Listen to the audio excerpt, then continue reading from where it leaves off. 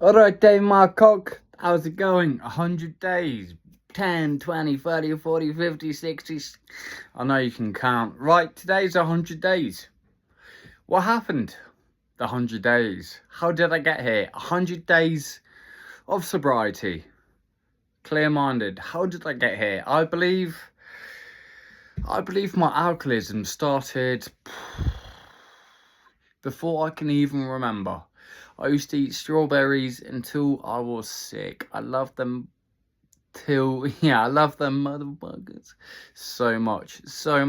But let's get serious. This is the first 3 months of my sobriety, and the beautiful thing about this channel is there's no lies. You're gonna hear the ugly truths, the real truths, and nothing but the truth. Month one. Acceptance. I've been drinking heavily since about 20 years old. 20 years old.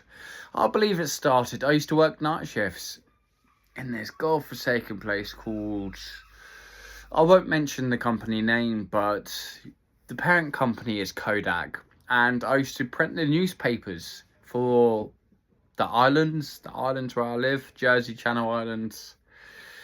So it would be 10-hour shifts, 4 nights on, 4 nights off, 10 hours. So a lot of the time, like, at the end of that, anyone who works in construction in the office, who's a mum, who's had a long day, will know I deserve a little drink. Mummy's little helper, whatever the crack. But on night shift, I'd be finishing. I'd start at 6 p.m, finish around about 6 a.m. And sometimes I'd,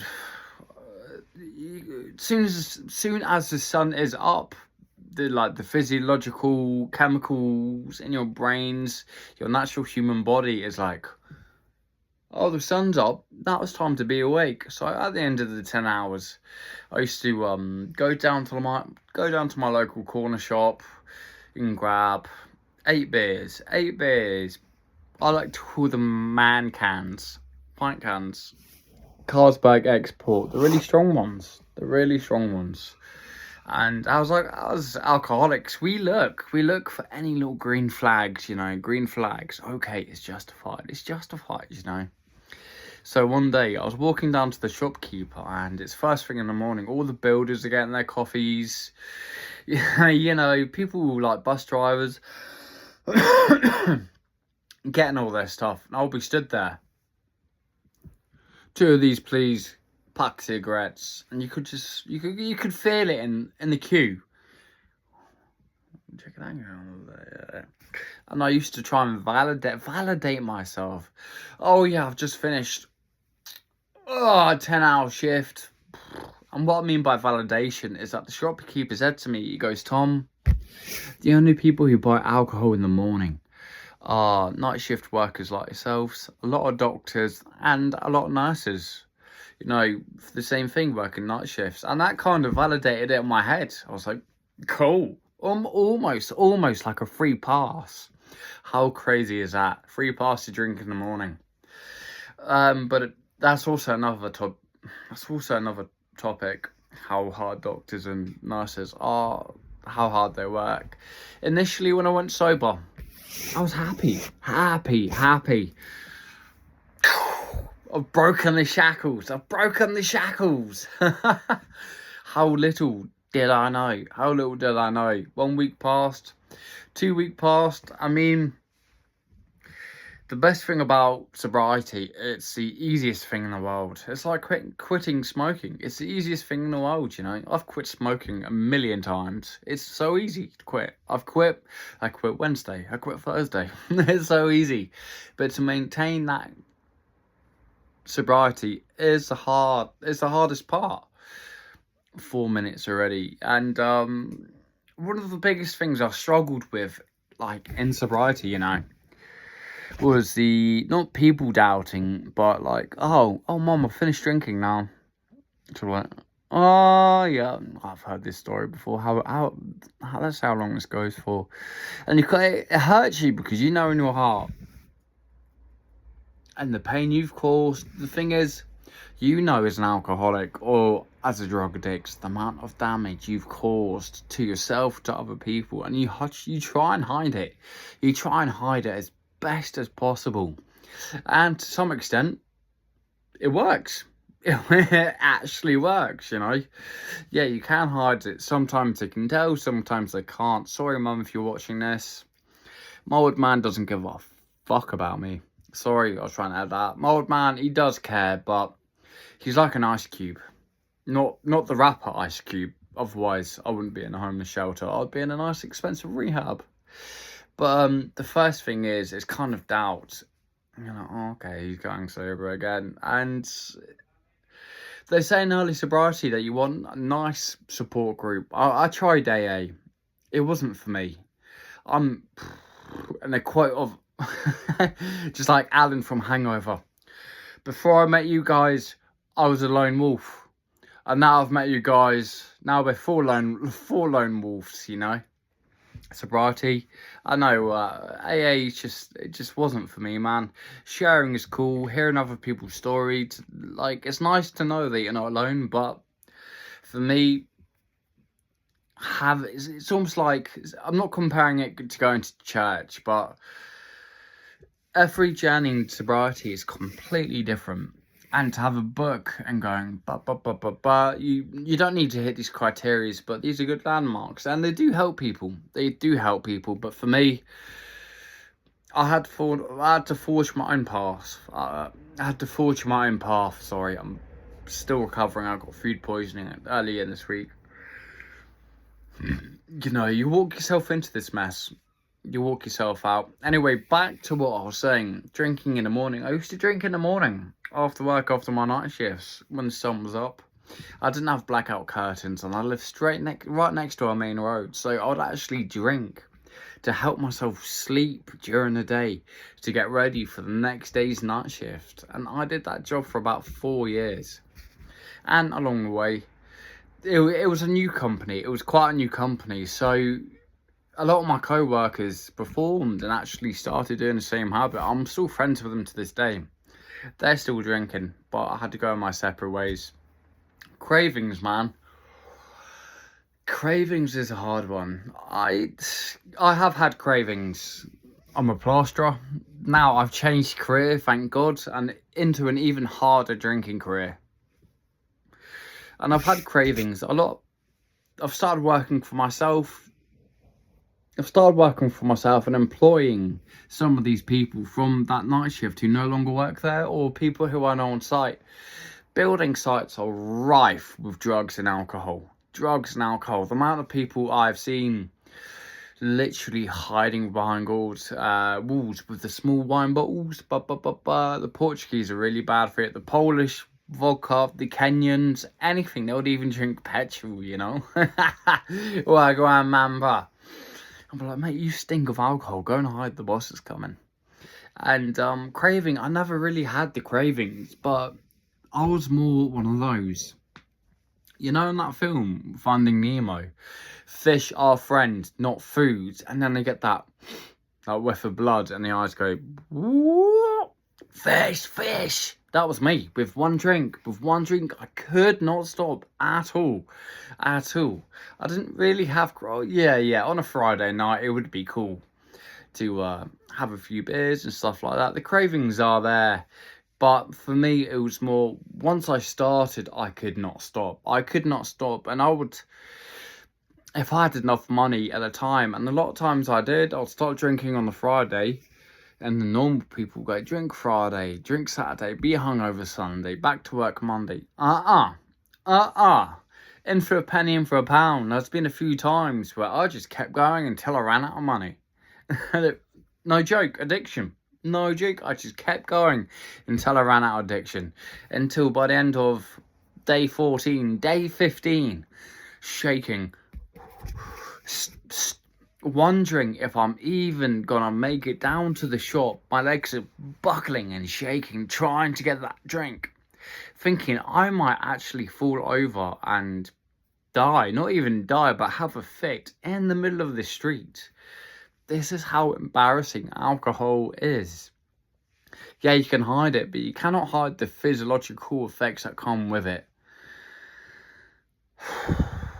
Tom, you're on day 100. This is about truth and honesty. Cravings, I kind of covered that. That's kind of like the first month. It's people doubting you, getting over the cravings, kind of picking a new routine. You know, your happiness is gone. Month two, day 41, day 42. When you stop drinking, who knew 24 hours in a day? That's a long day. That is a long day. Who put so many hours in the day? God, there's like another 8 hours after work. Who knew? It's long. The days are long. I finish work at 2 o'clock, 3 o'clock, 4 o'clock. I go to bed at 10. Damn, baby boy, that's like 7 hours of what? There's only so much time you can spend on YouTube. So, making puzzles, doing a little drawing. I think this might be my next tattoo. Maybe writing a few jokes. An alcoholic walks into a bar, and he stays there, and he stays there, and he falls sick. He gets hopelessly addicted, and then he dies. What a bad joke. No, I need a joke. That's just the truth of the matter. Sorry, there's so much in me. This is a raw, honest video. There's so much in me that I need to get out and just tell people the real honesty in the first 100 days. The days are long, but what I did, I invested a little bit of money. I went and bought myself a nice TV with the money I hadn't saved from booze in the first month. I bought myself an Xbox, got myself one of these things. It's a bit dusty. You know, that's like 100 and something pounds. And when you spend that much money, you're like, damn, I'm going to use this. So I can't use that to battle. But even then, I don't know if you're like me. A lot of people can sit down and game for 8 hours. After about 2-3 hours, I'm like, this is a bit boring now. What next? Weekends are a hard one. The best thing you can do is, what I started doing on the weekends is I started working. I'm trying to work as much as humanly possibly. That might not be good, might not be healthy, but it's taking up the hours I would normally have to be drinking. If I'm working on a Saturday, either for myself or for my boss, I know that Friday I'm not drinking. Because if I drink that Friday, I am not making work Saturday. So working or doing overtime or taking a second job, it seems like a lot. But the payoff. Hey, I'm still early doors. I could slip up any moment. Any moment, you know. Sorry, I have got some notes here. Saturdays, what I've also... Health. Cold dips are awful. They never get any easier. I live in Jersey, Channel Islands in the UK. I think the sea right now is about 9 degrees. It's cold. So every Saturday I try to make a routine. So I finish work on a Saturday. I try and do 4 to 6 hours, and as soon as I'm finished,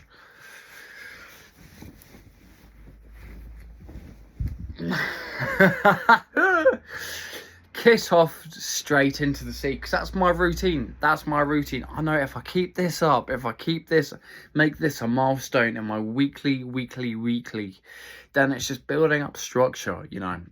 Bear in mind, I do have to run past all the alcohol shops to get into the cold sea, but it's all about not hindsight, foresight. That's what it's about. Sorry, 1 second. There we go. Sorry, ladies. But what was I going into? Cold dips, depression. This is around about week 6. Week 6 is when the major depression hits. Alcohol, it makes you feel good. As you drink, it releases sugars, dopamine into your body, into your brain, and if you take all of that away, all of a sudden there's like this massive void, and your brain is like, blah. Where's the happy juice gone? And it's so common, so common. Almost practically everyone experiences it. It's just crippling depression. you lock yourself away. You don't want to talk to anyone. You stop answering phone calls. My poor mum trying to call me, like, it's been no secret. I now live in a homeless shelter because of my drinking. That's how crazy it got. And at one point, I just stopped picking up the phone. Maybe to my boss, to my reply to a friend, but my family just gone. I just don't want to know. I don't want to know. Just leave me alone, please. Just let me be with myself, sit with myself, find out who I am. It's like my £600 life. It's like physically, I've always kind of been like this, but my £600 life mentally, I was like this. Mentally, £600. And every week that goes, I'm just slimming and slimming and slimming down. Depression, it helps that, but please keep an eye on it. I went to the doctors and got antidepressants. I did 3 to 4 weeks, and do they help? I don't know. They gave me awful dreams that I was driving with the mother of my child in the car, and we were crashing into vehicles, and she was covered in chemical burns, like nightmare stuff. And it was making me noticeably dumber as well. It's like, you know, like mental wars when they got them in a straitjacket, and you get the dude in the white dress with the big thing on his head comes along with a syringe, and then you're like, that's what antidepressants felt like for me. It's like, yeah, you're no longer depressed, but you also don't know how to write your name either anymore. You know? They're like, oh yeah, it's good for you. For me, no good. It killed my creativity. It killed, like, my ability to form, like, coherent sentences and hold conversations. And there's my lovely lady send me a message there. And just actually be interesting and, like, intrigue and try and learn. It wiped all of that. But it's all depression. Nice one, doctors. So, I call that quits me. Yeah, I'd rather feel a little bit down and have all my creativity and my vocabulary and my interests and my intrigues and my intelligence and every little thing that makes me was kind of just dulled down just so I feel happy. I think those antidepressants, they didn't work for me personally. That's just me.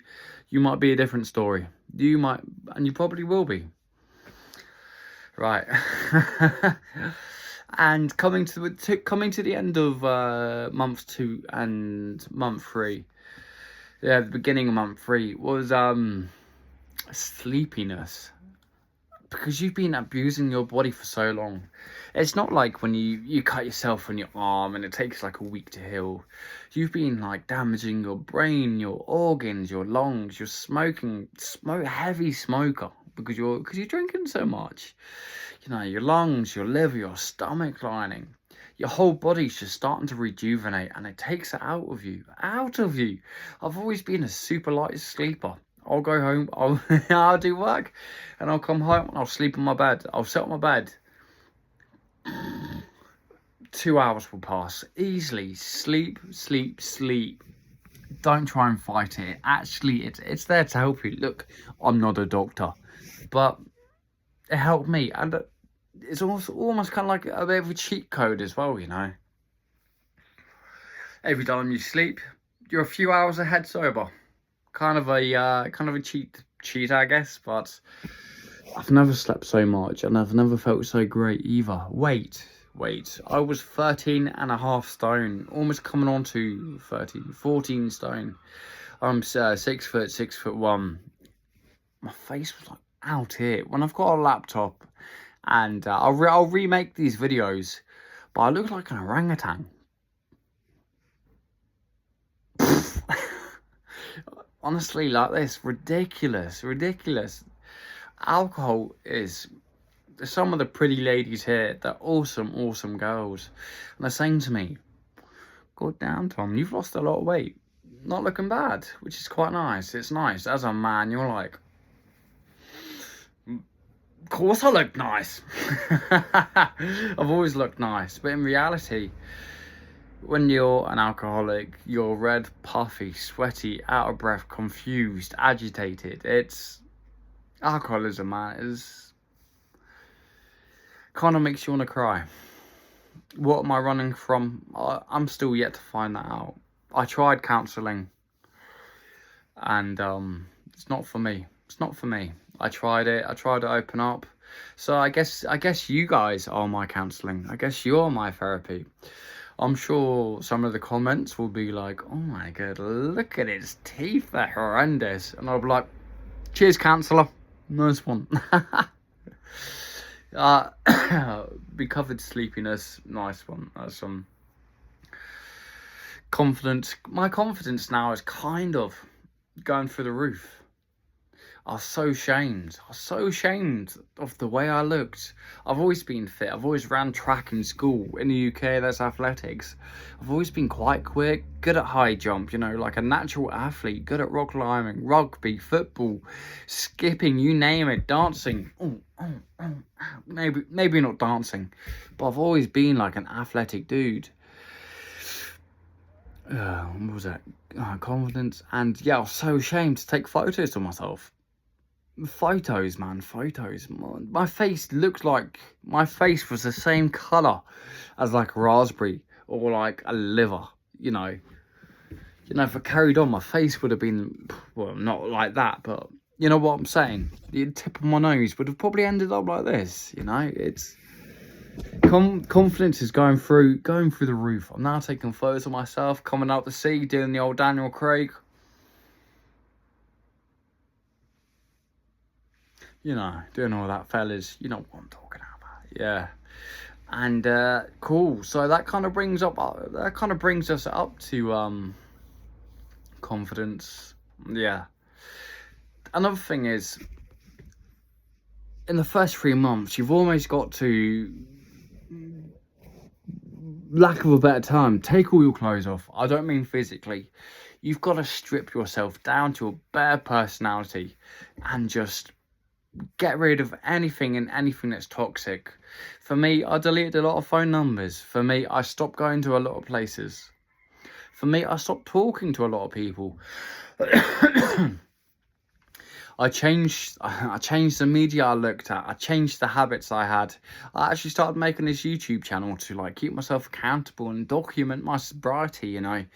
It's all about implementing little steps. They say sobriety. Stop drinking. Done. No, sobriety is not an event. It's thousands and thousands and thousands of just little stitches that help make that jumper of freedom and sobriety. And every day you got to find that little stitch. If there's a bad stitch that you accidentally put in there, you got to rip out and start again. I hope this is making sense, because it makes sense to me in my head. And then family. 3 months in, I'm 101, well, 100 days. I think I've just crossed into 101 now, and not one text from my family, not from my mum. Well, like I said, my man doesn't really give a fuck. He really kind of doesn't care. My sister, my brother, I think I got a high five from my sponsor, my key worker, but he didn't know. I was like, 100 days today, and he was like, oh, well done. Man, sobriety is lonely. The hard truth is sobriety is loneliness. It is. The hard fact is no one's going to come with you. You can have friends. Oh yeah, I'll cut down with you. I'll take a month off. In reality, they'll probably last a week, 2 weeks. Soldier, you just need to keep going. Keep going. And keep going. Go through the mud. Go through the blood. Until eventually you come across some green fields. You have to keep doing it. It's only you can do it. Only you can do it. Go to bed and just thank yourself. Every day's a win. Every morning's a win. Don't put yourself in the shoes where you could be drinking. For one example, I was doing a private job. And the lad who I asked to help me is a very good friend of mine, but he's an alcoholic. So as a thank you, I went and bought him alcohol. I believed I had self-control. And I did. I put them in a van, and it came to the end of the job. The job's looking fantastic. The client's happy. And he's starting to cut around with a drink in his hand. And I didn't say anything to him, but I just seen that cold beer glistening in the sun. And that was the real... It felt like I had the demon on my shoulders. Go on, Tom. It's right there. Go on. Go on. Go on. No one will know. He's not looking. He won't mind. He's an alcoholic. He won't tell anyone anyway. Sobriety is loneliness. Nobody wants to tell you that hard fact, but sobriety is loneliness. And this is why I have to stick together. This is my video diary. So because there's no one around me, none of my friends are here. My sponsors are home. My family aren't gonna call me. So please, YouTube, my audience, all 12 of you. High five. Thank you for being there. Please like and subscribe. I'll give you daily content on tips, tricks. It won't be all boring and sobriety and boom, boom, boom, boom, boom, boom. It'll be fun stuff. It will be fun stuff as well. Making, engineering, plenty to come. Please stay tuned. Like, subscribe, hit the bell button, and I love you all, man. I love you all. I really do. Coming from Tuna Legs. Thank you.